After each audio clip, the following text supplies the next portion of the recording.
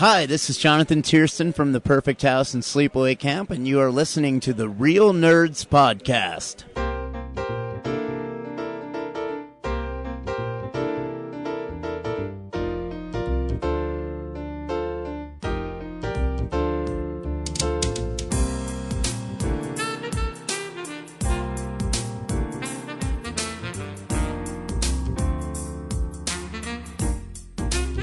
Welcome to Real Nerds Podcast, unofficially the official podcast at Denver Comic Con 2014 and beyond. I am Ryan. With me always is James. Brad. James. Guys, you're both here. You pointed at me first. I know. Whatever. How's it going, guys? I'm all right. You all right? Yeah. What's wrong, guys? Seriously. I've had a tough week. I'm not not sleeping real well. I recently, my CEO, wonderful guy, has really invested in me. And I recently took the wrong side of a bet. And I just regret it constantly. What bet did you lose? Well, I wasn't even on the wrong side of the bet. We were in St. Louis, and we were in two different cars, and my driver bet that he could beat him back, and I was in the car that ended up winning. And, it's me, so it's like a laid-back me, and we got there, and I was like, oh, yeah, well, we just had a nice little drive. But what he heard was like, well, fuck you, we didn't even try. Yeah, so. So I don't understand what's happening. Shitty. Oh, nothing. Yeah, that's a horrible story. He gives me a hard time. So that's why you had a hard week? I'm just sad all day. Is because your boss is like, you beat me in a race. Yeah. You know what my boss said to me? What? Hurry the fuck up. Your restaurant looks like shit. Just kidding. That was a lot. No, I'm just kidding. I'm good. I stayed up too late on Monday, and because Yeah. I'm 31, it hurts. I know, Yeah. Doesn't it suck? Yep. So I haven't recovered. Why'd you stay up so late? I think I was playing around with the DVD stuff or something. I don't remember. I've got 5 projects going on at the same time that I don't remember what I was doing. I'll have to go look at my blog, see what I wrote down. you're just constantly blogging so that you keep track of what it is you're doing. Yeah, I can look it up right now. So Let's you could see. really use that thing that Michael Keaton has in Multiplicity, all his clones, and they do all his mundane work. So you need one of those. If there was a multiplicity of me, I would be the last link, and the clones would be the better ones. Oh, Yeah. Brad. Oh. They would only get better. Every week here let's at the Real get more Nerds, excited. besides every guy being depressed and shit, fuck. Look at me, guys. Happy as a lark. You know how many days? I worked 6 days last week. I haven't had a day off since Saturday. And then on Saturday I had to deal with work stuff. But look at me. High as a kite. No, I'm fine. I really am fine. I was required to apologize on the internet. So. It's You should never apologize on the internet. Fuck the internet. It's full of idiots. Having said that, thank Not you for the internet. downloading No, fuck our the Real internet, Nerds podcast. Every week, the Real Nerds, we go see a new movie and we podcast our experience to the world. This week, we went and saw 300, Rise of an Empire. I thought it just sounded cooler as Jason Statham said it. He does make things sound cool. He does. This movie should have had Jason Statham. That would have been sweet. Talk about the Holocaust, but with Statham's voice. Whoa. A lot of times, people think that the Holocaust was a bad idea. Oh, no. And I call those people the world. But when you're part of the Nazi party, and you're Adolf Hitler's hand-picked successor, like me. That is pretty cool. I think I want to get recruited. I don't know. No. Dude, I should make a Nazi movie where Jason Statham is, Hitler's bodyguard. But the only reason he's Hitler's bodyguard is because his wife was Jewish and his kid, and that Hitler killed him, so he has to do whatever Hitler says, but then he's secretly plotting against Hitler. And then at the end, they have this huge fight where Jason Statham rips off his shirt, and they fight in butter or something because it's slippery. I don't know, whatever happens in Transporter, but we'll call it the Nazi Porter. I don't know. Hold on a second. He should I have to rewind and delete everything you just said because we don't want anybody to steal that fucking brilliant idea. He should have a bald eagle tattooed to his chest. Oh, that'd be sweet. Yes, but he has to hide it. Sometimes there's a scene where his shirt's a little bit open and there's the weird German guy, but he's only got one eye, and he sees it and he's like, you've got a bald eagle tattooed on your chest, don't you? Guys, And no. then you have What to is kill that? guy. Is that a bird? Yeah, then you have to kill that guy in the closet somewhere. It No, better guys, be not a the bald German eagle. bird. He has one of those concentration camp tattoos. He escaped from it.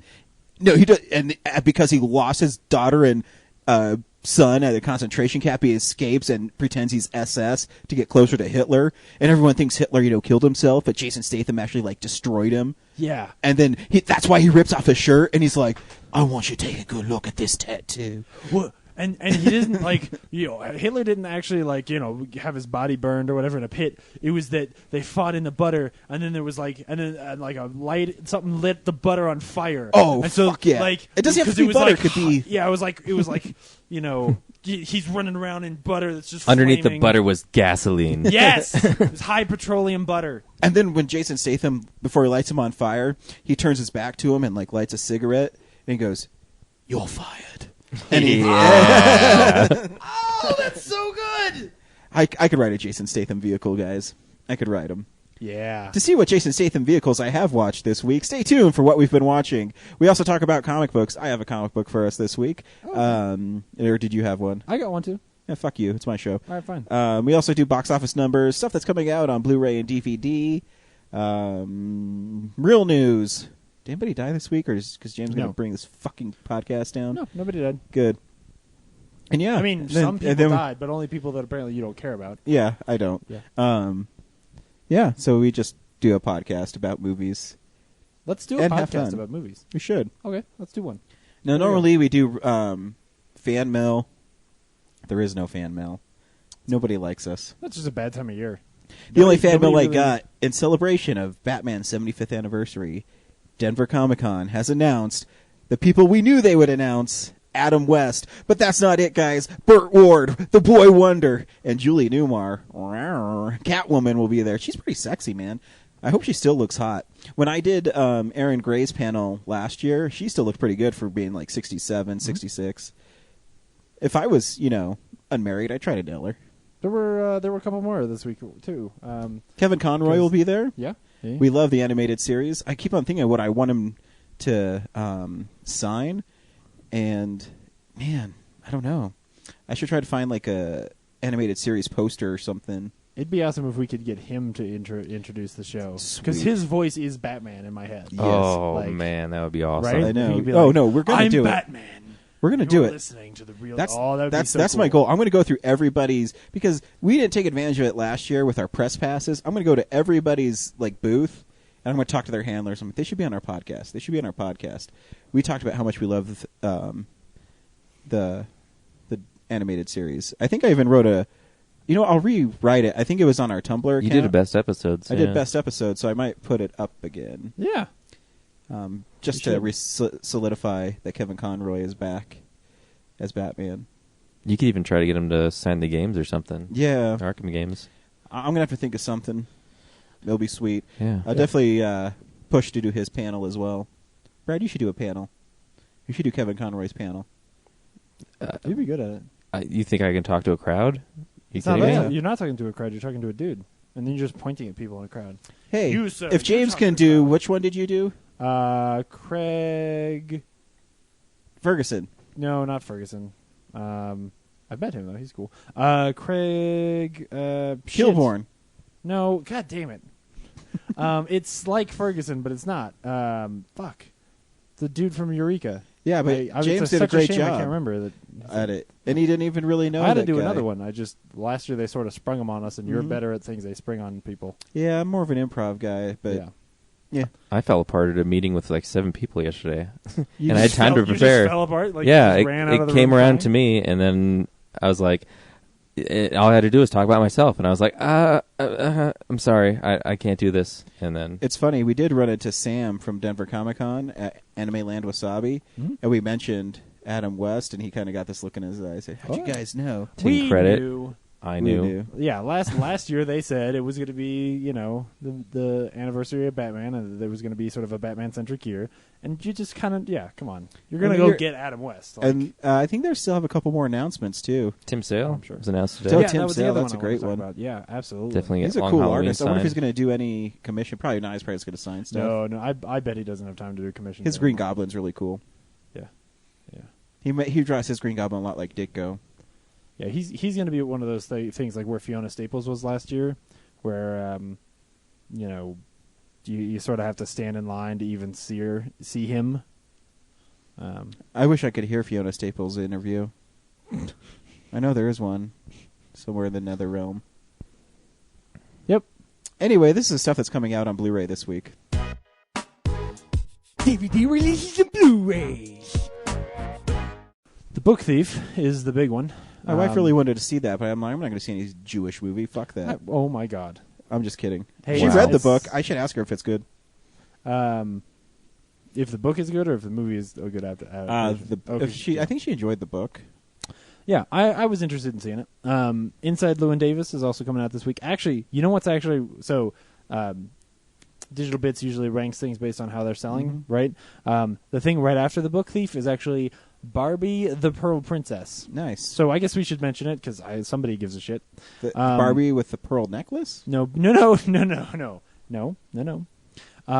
why don't you tell everybody what a pearl necklace is if they don't So know? Homefront comes out this week. I have that pre-ordered. Yeah, do you really? Yeah. So you can check it off of your My Statham. your I'm almost done list with my really quick. Statham list, guys. I know you're burning through it.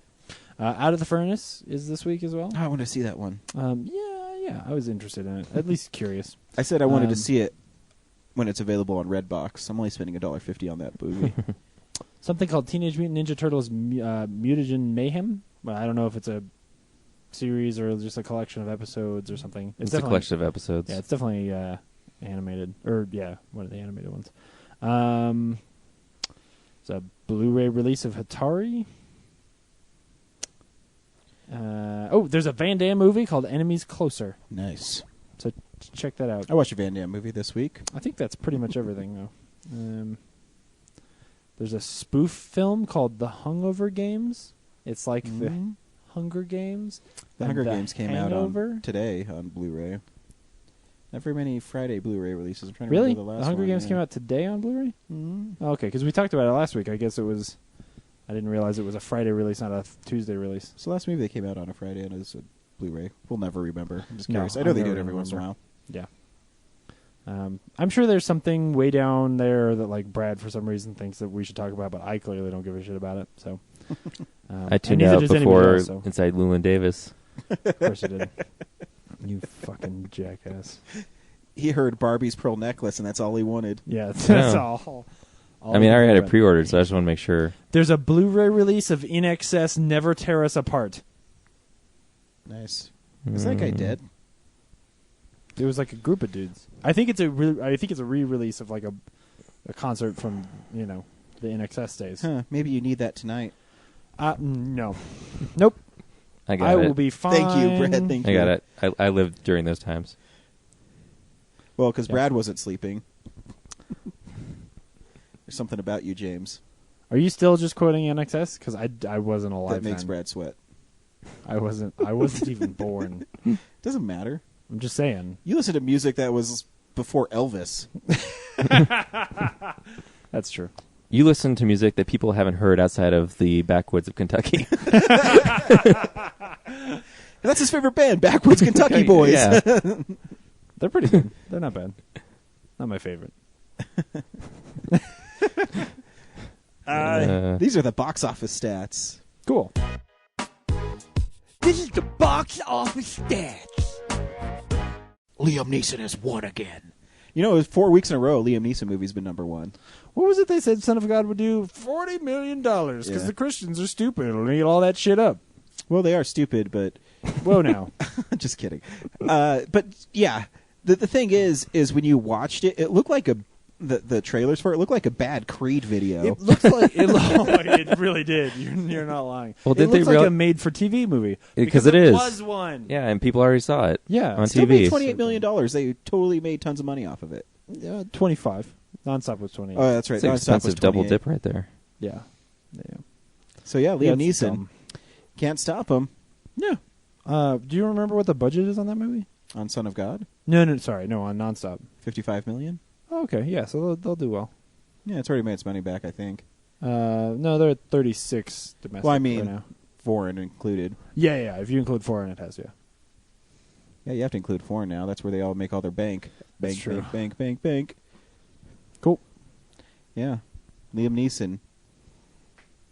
He's coming out in another movie pretty soon. Is he? Million Ways to Die in the West. Oh, that's right. I forget he's in that. Yeah, he's a bad guy. He's hung like an outlaw. Yep.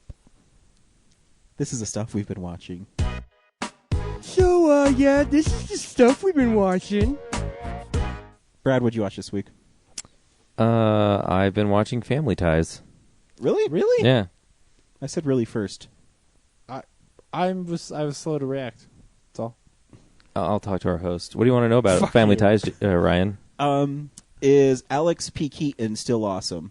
He is awesome. Yes. I just remember that I always thought he was one of the coolest characters on TV, and I used to watch it when I was little. I don't remember anything about it, but he used to wear sweaters all the time. More like I'm in season 3 right now, and what I've seen, he mostly wears suits.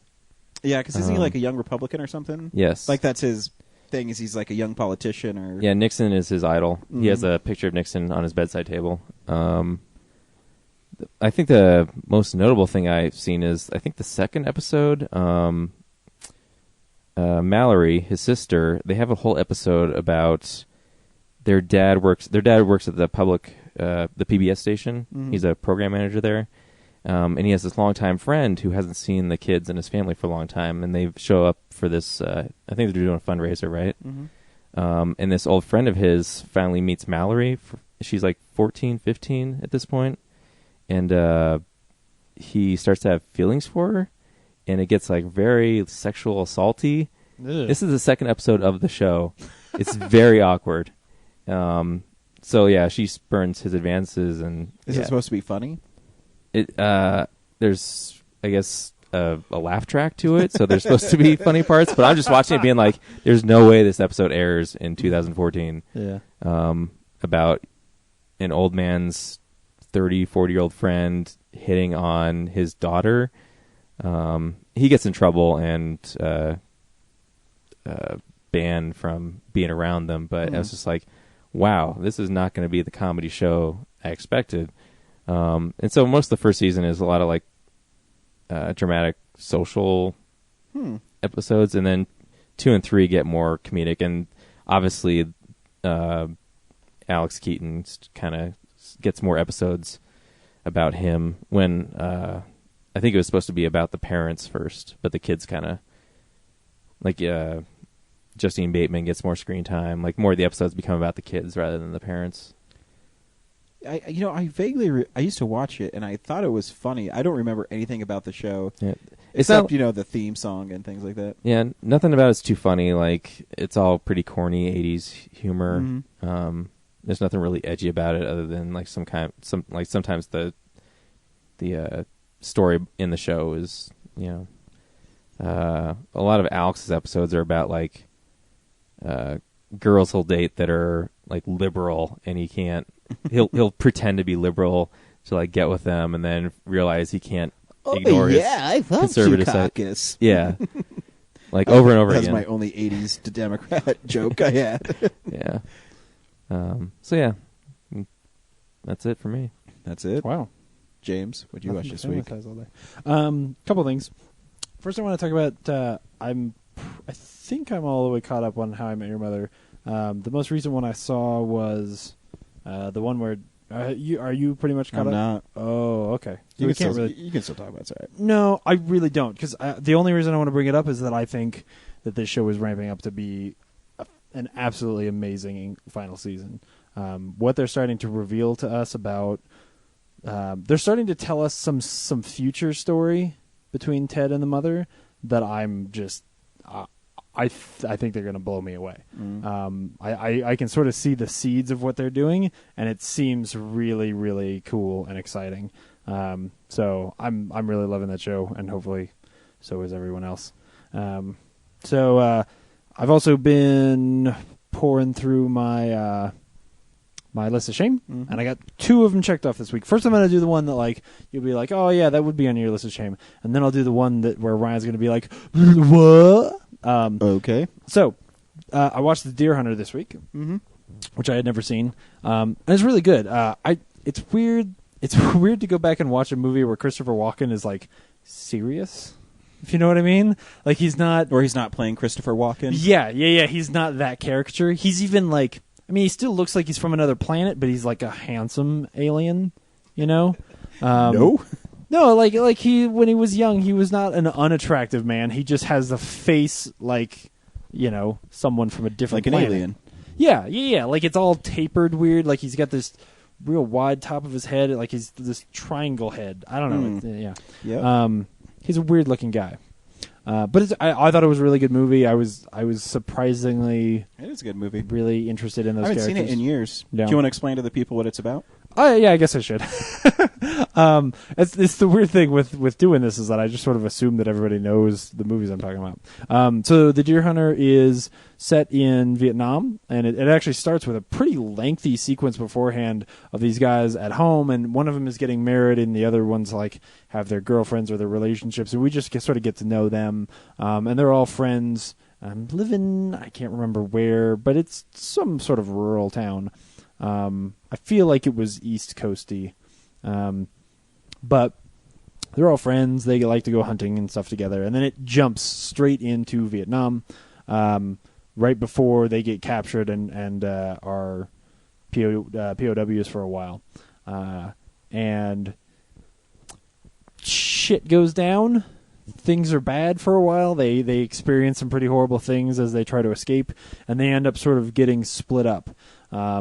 And Robert De Niro's character gets back to America and realizes that he doesn't necessarily know where all his friends are, and he sort of has to go and find them. And some of them are home, but are in hospitals because they've just been too damaged to really go back to their old lives, and some of them are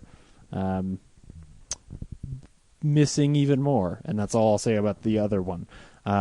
But I think it's a really fantastic story, and I did actually like those characters. It was funny when I started watching them, I was like, oh man, you can't, it's just depressing. Like, oh, it's such a depressing movie.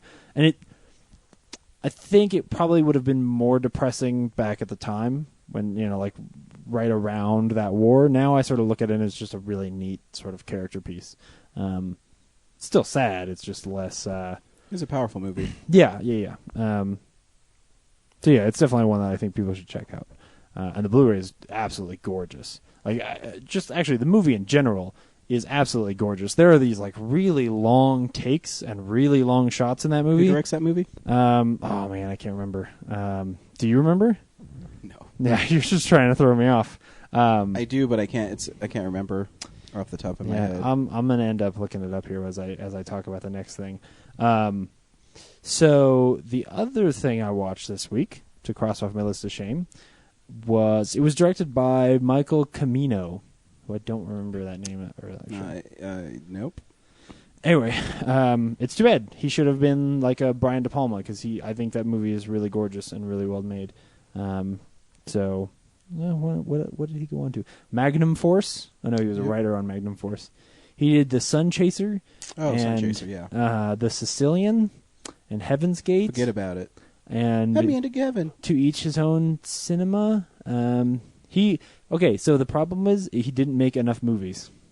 Like, he made a movie every 4 to 6 years. Anyway, that's too bad, because he was super talented and still is. He made a movie back in 2007, so I bet that one was good too. But so the other movie that I watched this week was Airplane. Can't believe you haven't seen Airplane. Because I had never seen What Airplane. A piece of shit you are. And I am serious. So I think though that Is it you'll 'cause you saw the trailer at Alamo? No. It's been on my list since I started doing this list. Or it wasn't one of my early submissions onto the list, but it was on my list before they did it at the Alamo. Honestly, it was one of those things like I didn't want us to talk about too much, because I was like, you can't, I don't want to admit to you guys yet that I haven't seen that movie until I see it for the show.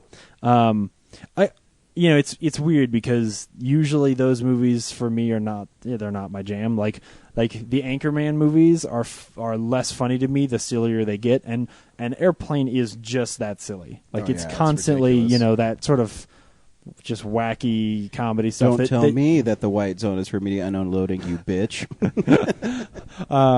But it is, I did really enjoy it. I thought it was really funny. It's like a, can you even really call it a parody? It's not a parody. It's a parody of, there was a bunch of movies in the 70s based about airports. Airport 76? 77? 77. They're big. They're parodying disaster airplane movies.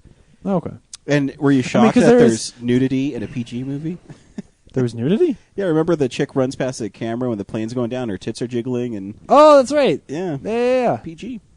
Man. See? Well, it was back in the And day. I don't want to die a virgin. And then there's like all those dudes in line and a horse, and Yeah. it's so funny. I believe they call it yeah. a screwball comedy. Yeah, that's the there is term. some pretty like surprisingly crude moments in that movie that I was like, Isn't oh, it weird man, that Leslie this is- Nielsen never seemed like he aged? Yeah. Oh no, yeah. I mean, I think Well, Airplane's except from 1980. I was a big fan of The Forbidden Planet, and he's in that. But then it's like that's the only time he looks young, and then Yeah. he just suddenly was this old guy. He's always a silver fox. Yeah, but yeah, it was good. I enjoyed it. I don't know that I loved it the way that a lot of people do, but honestly, I think it's a movie that I probably would have had to have seen when I was younger for it to really grab onto me. I bet if I had seen this movie when I was younger, then movies like MacGruber or something like that would really stick to me. I'd really be like, oh yeah, this is I would just get it, and that kind of like just wacky comedy would be more fun for me. But yeah, still worth it. I like checking it out. Is there a second one? Is it any good? It is. Is it? Yeah, it's pretty funny. They go to the moon on a space shuttle. So there's those jokes. Oh yeah.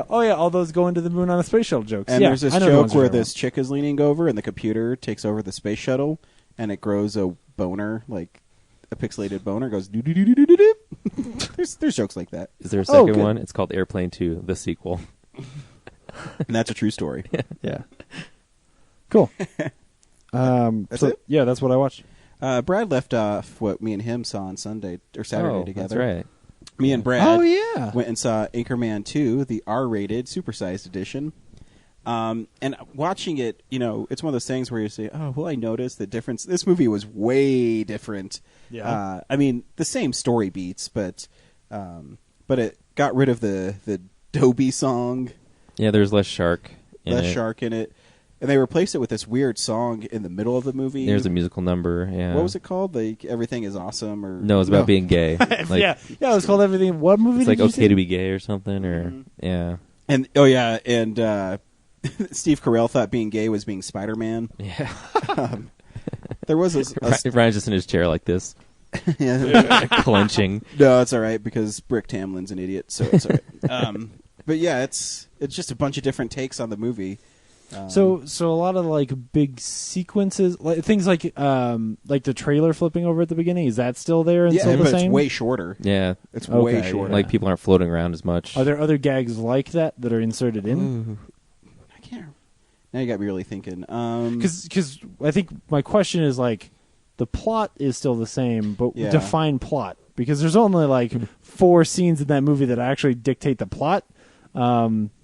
Is the trailer flipping over really? It's Yeah. like the same scenes, but people are just saying different things. Like when, like before the movie has the opening credit, whatever title, and Ron Burgundy's like giving up his wife and his kid. Like that's an extent. It's like almost a 5-minute thing Yeah. about like talking about horse piss. Yeah, you will drink the horse piss. No, Daddy, I don't want to drink horse piss. You're gonna grow up and things gonna be bad, and life's just gonna feed you just a heaping helping of horse piss. No, Daddy, I don't want to drink horse piss. And there's a over lot, and over again. Yeah, there was a lot more of his son. Yeah. Yeah. But it's funny because just like all Will Ferrell movies, like the kids in them aren't very good actors, and they're always like looking off camera, being fed lines. So, but it's still funny.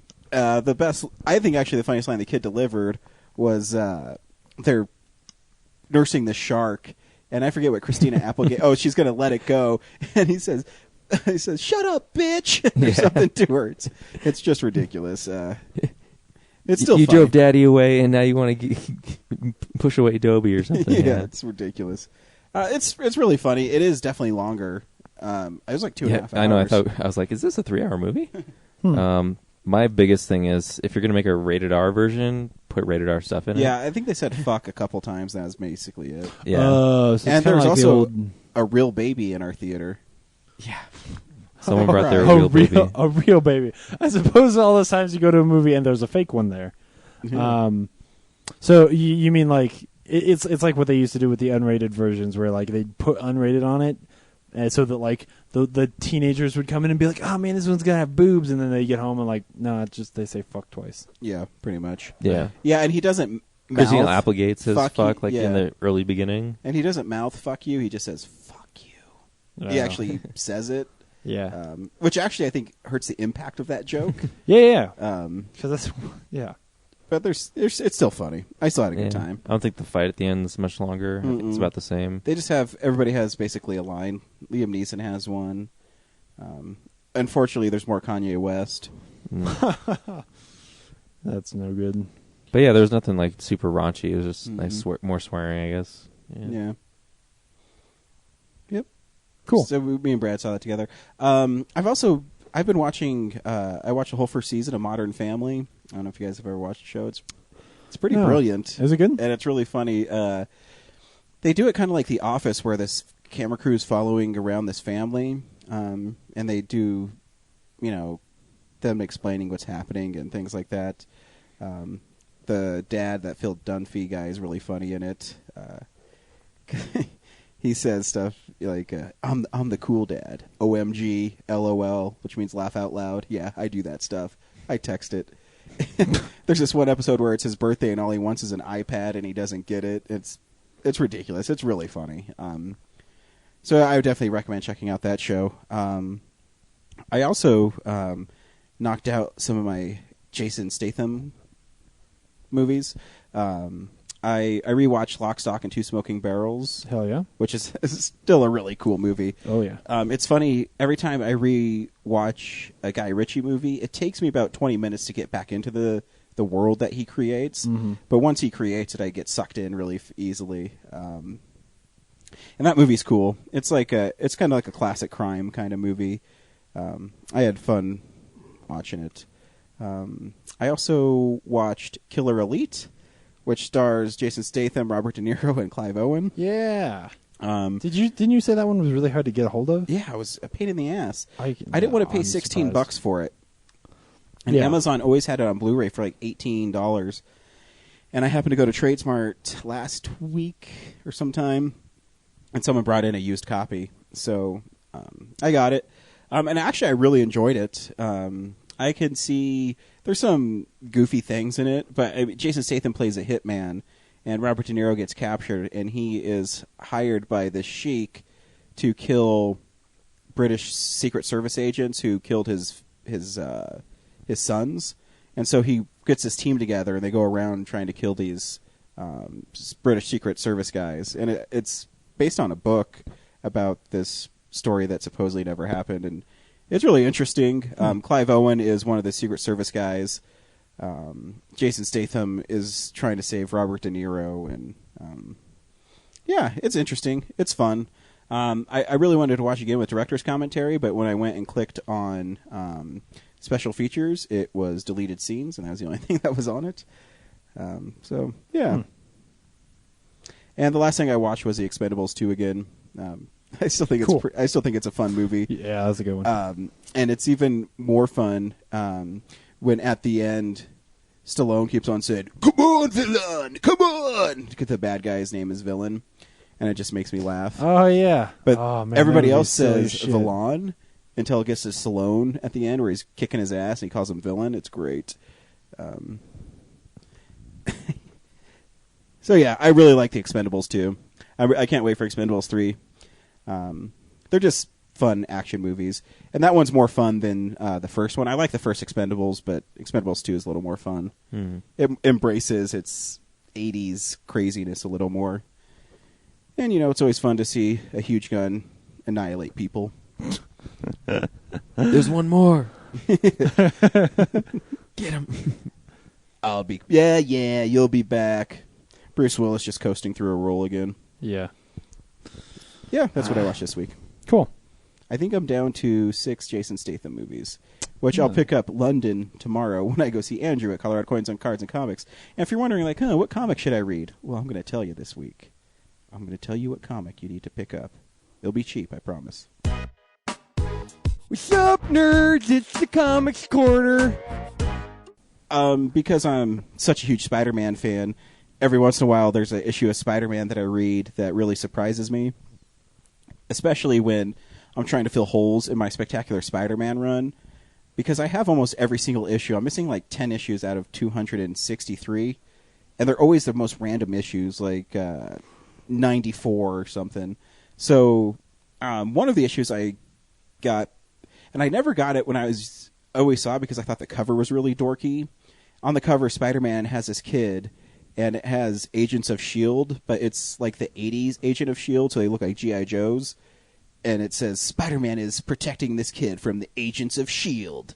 And I was, whatever. So I read a couple issues prior to get me ready for the story again, because it's like basically the third part of a story. You don't need to read the other parts, but anyways, just to set it up. In the story, this kid is messing around with his dad's microwave ray something, I don't know, but he has the ability to incinerate people, and so his dad is drunk and abusing him, and he puts up his hand and he incinerates his dad, like turns to ash. And then there's a scene in the issue before where his mom is saying, oh, if I only stood up to my husband, her son runs away after he kills his dad. If I only stood up to my husband, my son won't run away. Oh, let me do the only thing I'm good at is cleaning, and she vacuums up his ashes. Are you serious? Yeah, that's actual Holy dialogue shit. in this book. Anyways, picking up in issue 118 is the one you should pick up. The cover's dorky, but ignore the cover. Anyways, this kid freaks out, and he's using his powers against cops, but he doesn't want to. He's scared. And Spider-Man tries to calm him down. The Agents of S.H.I.E.L.D. show up, and they say, hey, we're here to police this, and if you don't settle down, then we're going to have to use excessive force.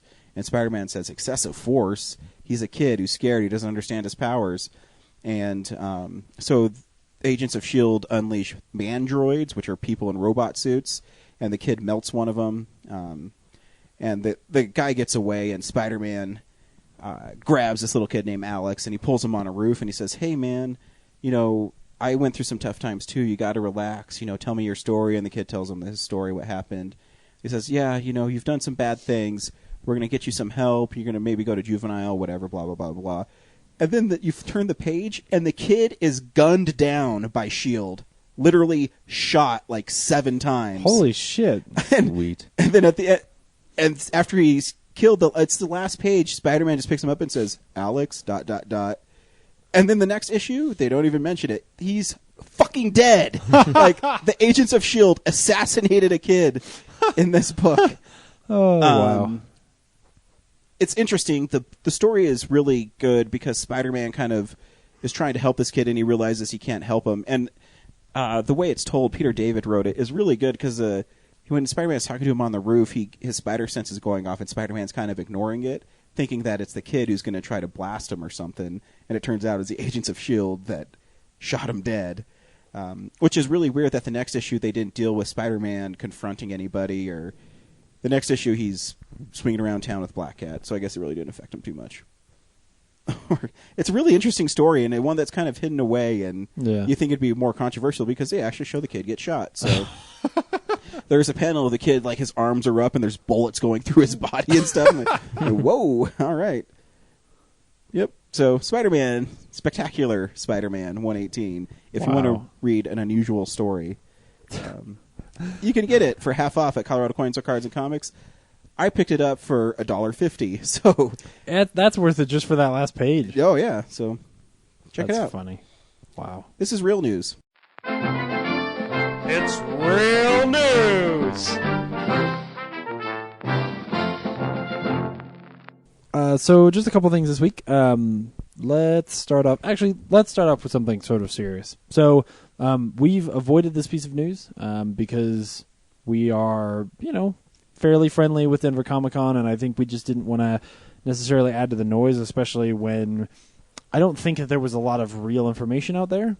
So a couple of weeks ago, there was a guy who was one of the early members of Building Denver Comic-Con who issued this sort of complaint, and it was like a press release sort of thing, saying that he had been pushed out of the board and that they had embezzled all of this money. And I'll be honest, when I first read it, it did not make a lot of sense to me, just following the logic of what he was saying.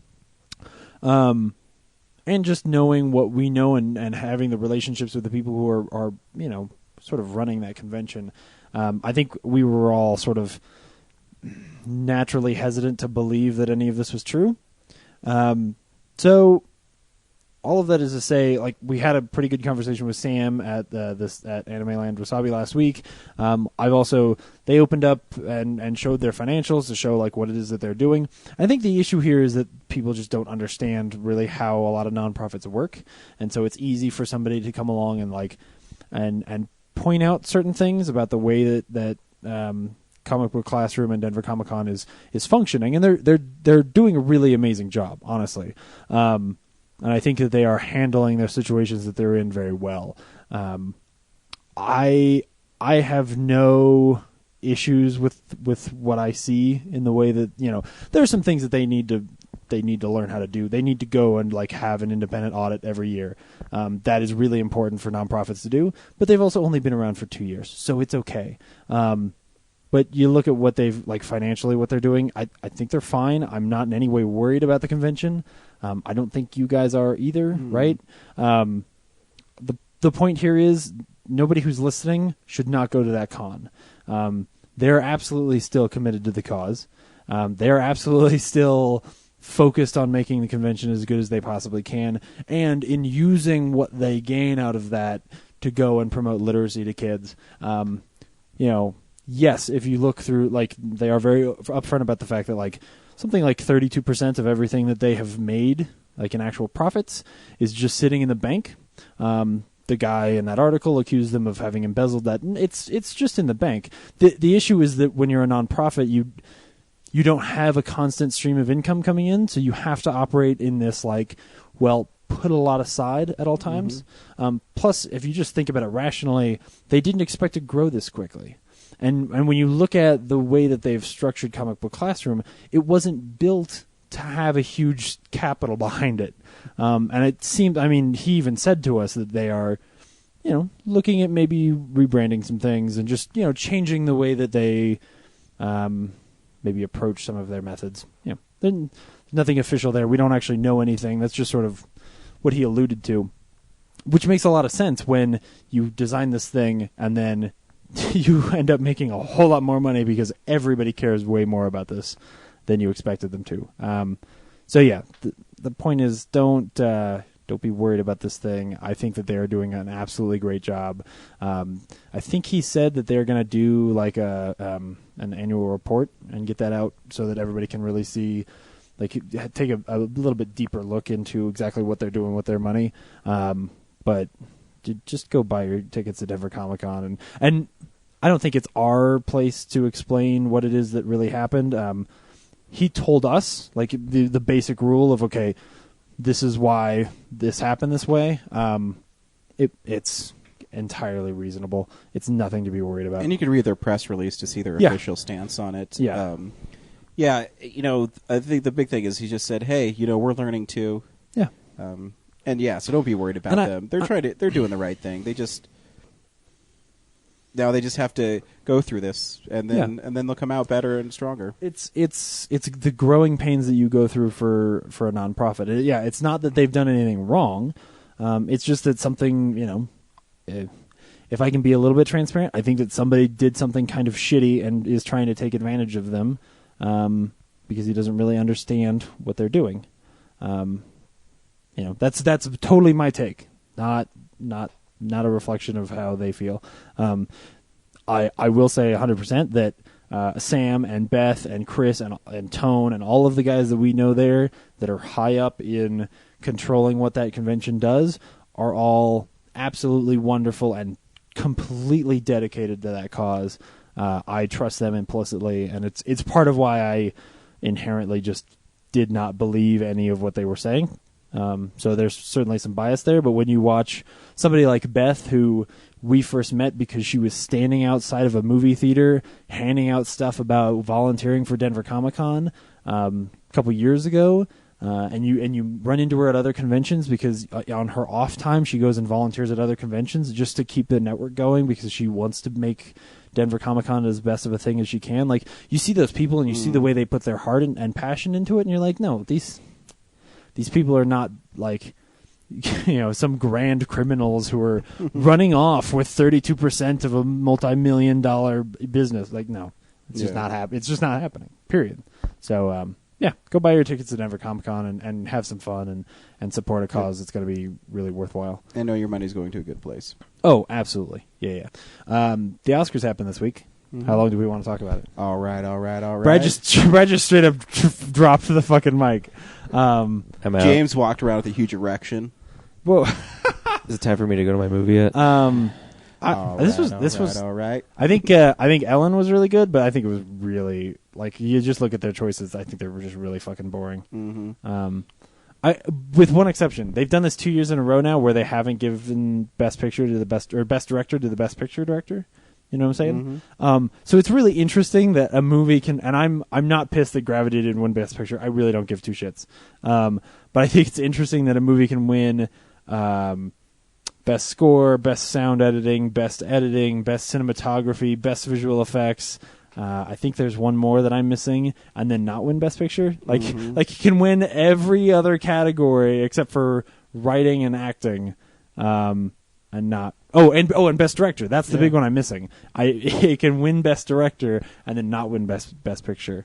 The biggest reason why I think it's shitty when they do that, because they did it last year to Ben Affleck, is that you're basically saying like, oh yeah, 12 Years a Slave, that was the best movie of the year in spite of the guy who directed it, who wasn't really that good. Like it just comes off really shitty. And I mean, you could make the same argument for, can Daniel Day-Lewis really win Best Actor if he doesn't have an amazing director working with him? But I think for Best Picture, Best Director, those two are very closely tied. Yeah. So yeah, I don't know. It was whatever. I'll say it. I'm really fucking happy American Hustle didn't win a goddamn thing. I told you I wasn't going to. No. You were totally with me that you thought I was going to win Best Picture. I told you it was great to be Gravity. I thought Gravity was going to win. Did you really? Yeah. Oh, okay. Yeah. Cool. Very last thing. I guess they're gonna, which we knew this was coming. They're gonna make a movie out of The Last of Us. Yep. What's really cool is Sam Raimi is going to produce it through his Ghost House Productions. Yeah. Which is his horror production company. Yeah. Which is interesting. It is a horror game, but yeah, I think I would really hope that they just go tell a story that has nothing to do with Joel and Ellie. I was actually talking to a friend of mine last night. I don't think you can tell that story as well in a movie. I think part of why that the story in that game is so good is because of the interaction, like the fact that you are driving it forward yourself. But I think too enough people don't know it. Yeah. I mean, Brad hasn't played The Last of Us, so if you make a movie based on the game, I think it could be good. I agree, and I hope Sam Raimi directs it. I think it'll be good. I absolutely think that it'll be fine. I just don't think it'll impact me as much or as the game did, and not. Obviously, this is impossible to prove, but not just because I'll have already they're played not it. going to end it the same way. That's part of my point. But even if they did, I think that when you tell a story about a character that isn't always likable, but you're the person who's making those choices and is pushing that story forward, I think it has a much different impact on you than in a movie. And I think they'd probably have to tell it from Ellie's point of view. I think because Joel is so he's hard to like. Yeah. And you're forced to like him because you have to play as him for 15 hours in the game. Yeah. So. Yeah. Yeah. I mean, I'm excited. I'd like to see. I want to see a movie out of that game. Yeah. Because that's well told. I would be fine with it, especially if it does well enough that they go and like tell other stories in that universe. Again, I don't want them to fuck with those characters because I love them just too much. But I just like that universe more. And unfortunately, in video games, it takes 2 to 4 years to make a sequel. So there's a part of me that's just wants to see more of that. So that's cool. Yeah, whatever. Hopefully it's fun at least. Yeah. Well. I'm not going to begrudge a bad movie or a good movie. So that's the news. Because we already talked about Adam West. Yep. Hey guys, this week we went and saw 300, Rise of an Empire. Brad, should people go see 300, Rise of an Empire? Man, if I had known Ava Green's boobs were going to be in it, I would have bought a 3D ticket. I know, right? I didn't know she was naked in it either until I saw her beautiful breasts. It was awesome. It But was- the rest of the movie was meh. Jane, should people go see 300? I was really pretty bored. I feel like most of the scenes and characters are like from the cutting room floor of the original. Because the original is a very lean movie, and this movie is just chock full of exposition and action scenes that I don't find very interesting. So, nope. I'm kind of in the middle on this movie. While I agree with both You're of you. you're somewhere between no and meh. Yeah. Ava Green's plus boobs boobs. is really what's Yeah, selling. I forgot about it's And- meh and- plus boobs. And the end title cards were pretty sweet. But I think visually the movie's really cool. I think it stands on its own. I will say this about this movie: it does suffer from no Spartan warriors in it. And I'll tell you why. Here's the trailer for it.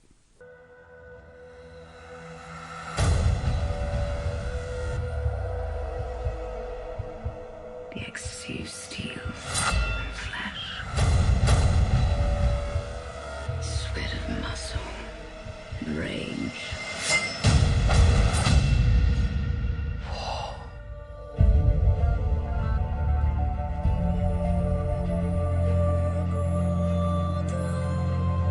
Leonidas and the brave 300 are dead.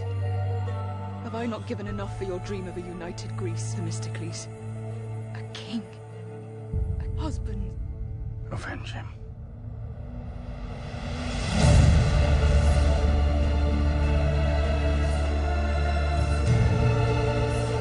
Only the gods can defeat the Greeks. You will be a god king.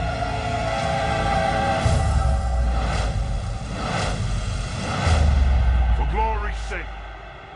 War! Generals gathered in their masses. I will attack the Greeks with my entire navy. Just like witches at black masses. He has sold us all to death himself. In the fields of bodies burning. She's going to bring all of hell with her. As the war machine keeps turning. Oh, Lord, yeah. Oh, Lord, yeah. Today we will dance across the backs of dead Greeks. Oh, Lord, yeah. You're no god. You're just a man.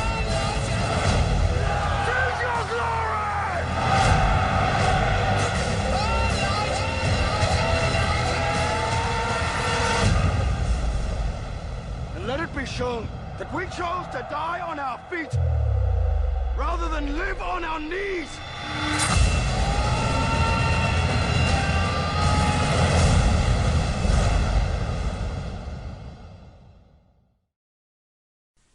So, can I fight you really quick on something? Can I tell why I feel it's first? Why do you Sure, have- sure. No.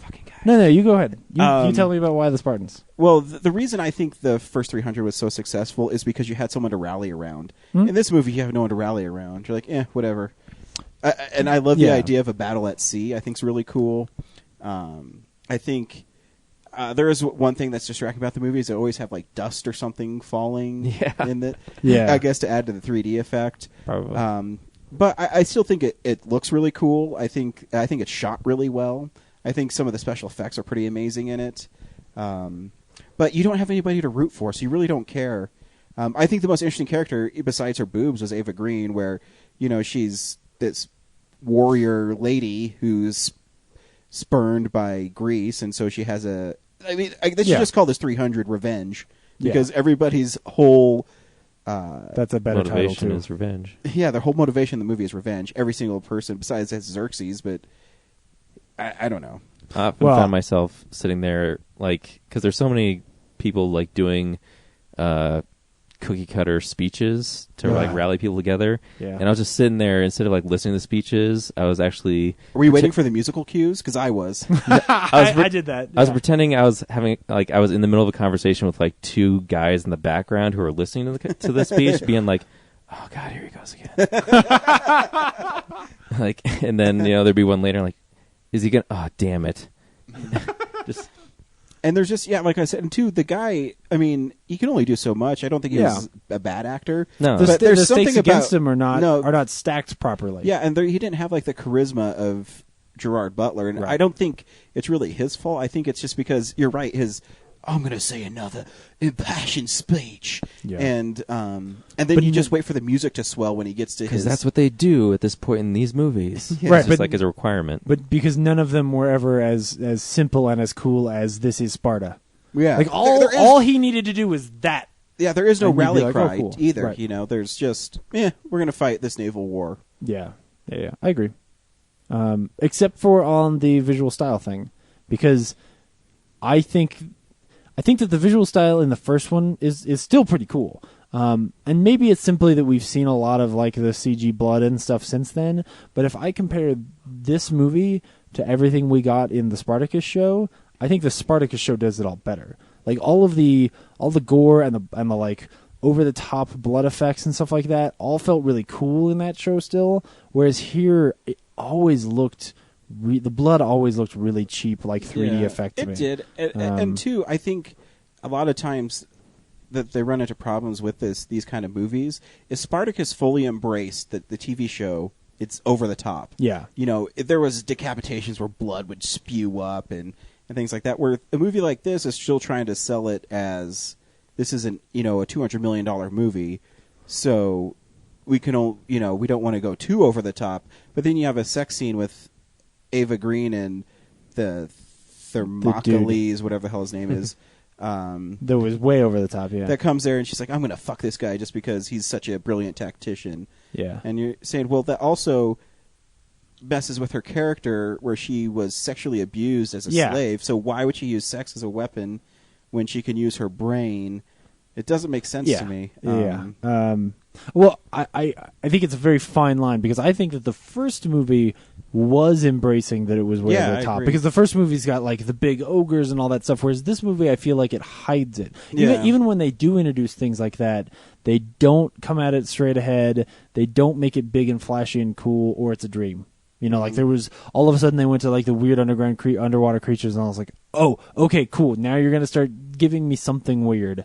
That's over the top, and then it was like, oh, that's a dream too, or like the Cyclopses that were like shooting oil or whatever. Like, you never really saw it. Like they called it that, but you could have just been a big fat guy. So I don't know. No, I mean, this is why I'm torn the movie too, is I do think there's some really cool moments in it. Yeah. But again, I think the character's motivation isn't enough. Yeah. Isn't quite enough, and then when you have no one to rally around. And I think especially when you spend the first 20 minutes of the movie first telling the backstory of a villain that's not even the fucking villain of your movie, because they tell this whole backstory of Xerxes that honestly I could have done without, mostly because part of why I like Xerxes in the first movie is because you can't quite pin him down. Mm-hmm. Like you don't really understand what he is. And here they tell you this whole backstory, and then they tell you her whole backstory, and then we just fight her. And so I think they're trying to like set up a villain for a multi-series thing, but I just don't care because it means that you've distracted me so far away from getting involved in the main guy that I'm supposed to care about. Yeah, well, it's interesting the movie doesn't touch on Xerxes when the source material is Frank Miller's Xerxes. Right. Yeah. Oh, totally. Well, because you're right. I think what they did was they took the origin story of him and tied it into this movie because it feels like they want to do a third one where it's going to be the battle with Xerxes and I do. I mean, there's some things that I do like. He has this bigger than life persona that Xerxes. So when he leaves, he's just a normal sized guy. When he comes back, he's really tall, and I love that perception of him. That in my mind, he's really not that big. It's just how he portrays himself when he comes back, and I love that kind of play on stuff. And like I said, I think the movie looks really good. Everyone acts as well as they can, but I think the dialogue kind of lets them down. You know what I'm thinking it is? I think the reason why you don't connect with that guy is that he doesn't have any friends. Like that you actually see that relationship with. Like when his one friend dies, you see that he is troubled by it, but they didn't set it up that well. I guess that's my biggest problem too. Sorry, with the movie is they set up, the son is disobeying his father like every one of these movies, and then either the son or the father dies. I'm pretty sure they did it in Braveheart. I'm pretty sure they did it in fucking 300. Yeah. But because at least in the first one you had his wife, and she had her whole story of what she was fighting for. There was all that sort of political interplay thing, and so that was also some of the motivation. And then you also had like a number, like 4 or 5 of the guys that were his real close guys, that they were all together on screen all the time. So you really felt like they were together in this thing. Whereas most of the time when he's like in a battle, it's just him. Like it's a lot of shots of just like his face with like a light blue background. And two, I think it suffered too from making lots of callbacks to the first one. I understand it's happening at the same time, but I really felt it was weird that the only time you saw Gerard Butler was that he was dead, or as a flashback to the other thing. Yeah, because was I the only one who saw his face on like one of the people fighting in Sparta? No, they like, did. It's like a brawl? CGI face. And so, if this guy is such a great warrior, and Leonidas respects warriors, wouldn't he want to like talk to him at least? Or the queen would make all the decisions for him? Like, some of the things was bizarre. Like, we couldn't get Gerard Butler in this movie. Let's find a way to get it so we don't have to put him in. But yeah, I mean, I still thought it looked cool. Should we show people a scene so they can get a sense of what the dialogue's like? Yeah, sure. I'm sure this. You know what? Let's go ahead and play a scene of them doing some rally cry. This is either going to be Gogol or that other Thermocles fucking Grease fucker. This Themistocles has shown himself to be quite brilliant in battle. Which is more than I can say for any of you. Do you gentlemen find my command unreasonable? Is it too much to ask for victory? For though I stand among 10,000, I am alone.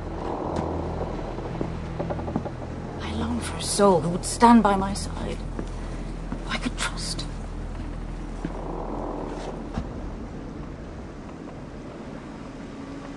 Tell me, General Kashani, are you that man?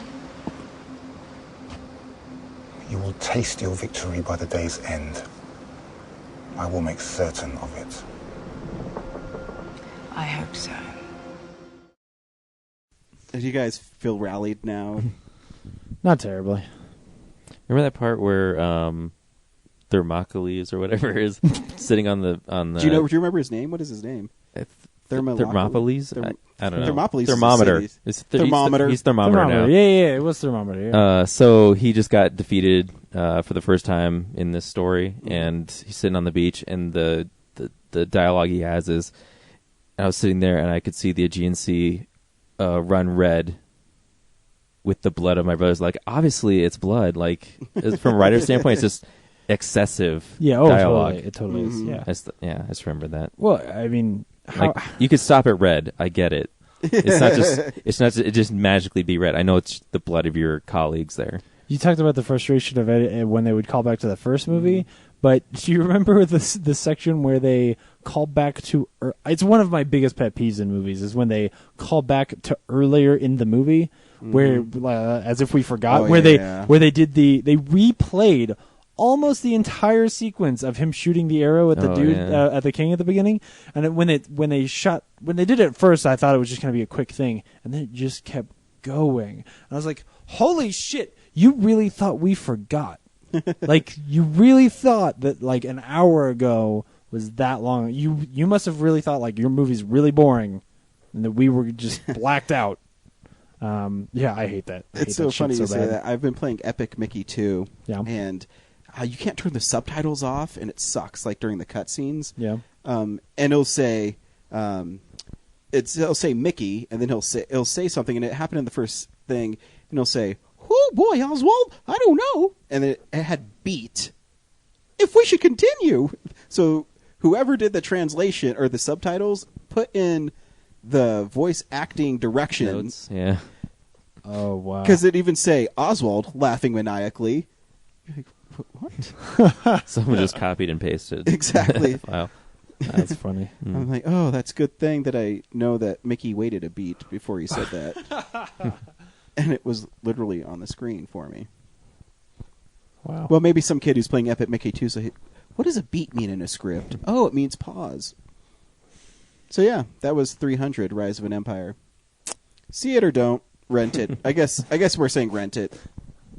Yeah. Especially if you like the first one. Like, Yeah. Oh, I don't know. It's clearly it's made for 3D. Like, yeah. Visually, everything you see is like queued up for 3D. So I guess if you watch it at home from Redbox, you're not going to get that experience. So I don't know if you should. No. Like, I think. I guess if you like 3D action movies. You're not saying go see it in 3D. You're saying if you're not going to go see it in 3D because it's not very good, don't see it at all. Maybe, yeah. I'm saying, like, if you want to see it, 3D is probably what you should be seeing it as. I'm not on board with that. No, I'm on board with Brad. I think because they do have a lot of like shooting at the screen. Yeah. As a 2D movie, it's a generic like knockoff of the original. So like you can see it or not. So the only reason I should go see it is because there's like weird stuff going at my eyes. And like, Ava Green's boobs are probably in 3D. So. All right, okay, all right, I'm on board. Yeah. Thank you. Okay. But no, just like that. Yeah. The draw of it. I get what you're saying, what yeah. makes it stand out is that it's all these shots are made for 3D. So yeah, I understand what you're saying. I don't know. I don't think the movie is good enough that like I want the movie to be compelling on its own, and then if you've got some cool CG to add onto it, okay, or 3D to add onto it, cool. But if I'm only going for 3D, like I already don't care that much about 3D, so it's not much of a sell. That's what I'm saying. We found out that it's not compelling, so the only reason to see it now is for if the 3D. You like the 3D. So Brad says give him more money. So yeah, $13.50 this movie is really meh, but boobs. So give them lots of money. Yeah, I'd see it again so I could pause on Ava Green's boobs. You know, my Blu-ray player has a zoom in feature, so I could just like move over to the scene, just single her out, take a photo of it. What happened to that function? I had it on my first DVD player, and now the zoom. Yeah. I don't think it's on my Blu-ray. I haven't used it, but I know it's on there. Haven't used it, he says. Word out. He explained to us. He explained to us exactly how to use it, but he's never done it. Next week we're seeing Veronica Mars. Yeah.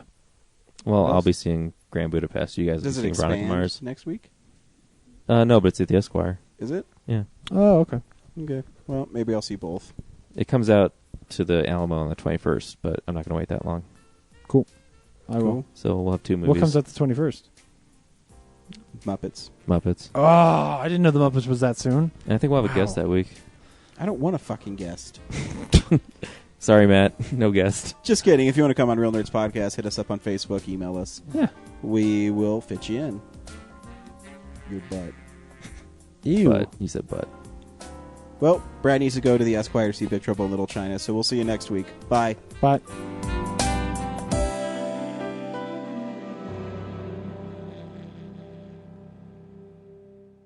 Visit our website, realnerdspodcast.com. You can tweet us at real_nerds. You can email us even, realnerds@gmail.com. Like us on Facebook. Hey, stream us on Stitcher. You want to call us? 720-6nerds5. And download us on iTunes. Just search Real Nerds. Thank you, Joe Kempter, for the wonderful voiceover. And also Spark Mandrill for the wonderful late-night jazz smooth sounds of movies. You can find him on SoundCloud. This has been a Nebulous Visions production.